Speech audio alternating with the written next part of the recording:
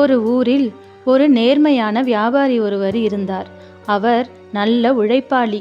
அவர் நேர்மையாக உழைத்து கொஞ்சம் கொஞ்சமாக 10,000 பொற்காசுகள் சேர்த்து வைத்திருந்தார்.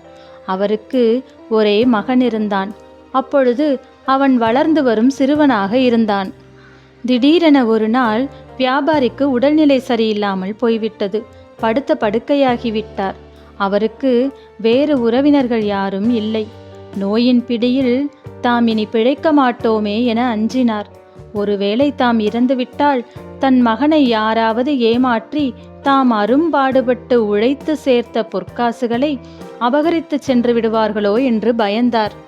அந்த தருணத்தில் அவருக்கு அவரின் நெருங்கிய நண்பரின் ஞாபகம் வந்தது. தன் நண்பனை அழைத்து அவரிடம் தாம் அரும்பாடுபட்டு சேர்த்து வைத்த 10,000 பொற்காசுகளை ஒப்படைத்தார். தன் நண்பரிடம், நண்பனே, என் மகன் வளர்ந்து பெரியவனானதும் உனக்கு விருப்பமானதை அவனுக்கு கொடு என்று கூறினார். நண்பரும் கண்டிப்பாக கொடுக்கிறேன் என்று வாக்குறுதி அளித்தார். மரணப்படுக்கையில் இருந்த வியாபாரியும் சிறிது நாட்களில் இறந்துவிட்டார். சில ஆண்டுகளில் வியாபாரியின் மகன் வளர்ந்து பெரியவனானான். அவன் தன் தந்தையின் நண்பரிடம் சென்று அவரிடம் தன் தந்தை கொடுத்து வைத்திருந்த 10,000 பொற்காசுகளை திரும்பத் தருமாறு கேட்டான். வியாபாரியின் நண்பன் இப்போது பணத்தாசை பிடித்தவனாக மாறியிருந்தான். உன் தந்தை இறக்கும்போது எனக்கு விருப்பமானதை உனக்கு கொடுக்கச் சொன்னார். வீணாக அனைத்து பொற்காசுகளுக்கும் ஆசைப்படாதே. இதோ பிடி 1000 பொற்காசுகள். இதை எடுத்துச் சென்று எங்காவது போய் பிழைத்துக்கொள் என்று 1000 பொற்காசுகள் அடங்கிய பணமுடிப்பை அவனிடம் கொடுத்தான். வியாபாரியின் மகனுக்கோ இது பெரும் அதிர்ச்சியை தந்தது. மிகவும் நல்லவர் என்று தன் தந்தை நம்பிய அவருடைய நண்பனின் செய்கை அவனுக்கு அளவற்ற வேதனையை தந்தது. நேரே மரியாதை ராமனிடம் சென்று முறையிட்டான். மரியாதை ராமன் வியாபாரியின் நண்பனை அழைத்தார். இந்த இளைஞன் கூறுவது உண்மையா என்று கேட்டார் மரியாதை ராமன்.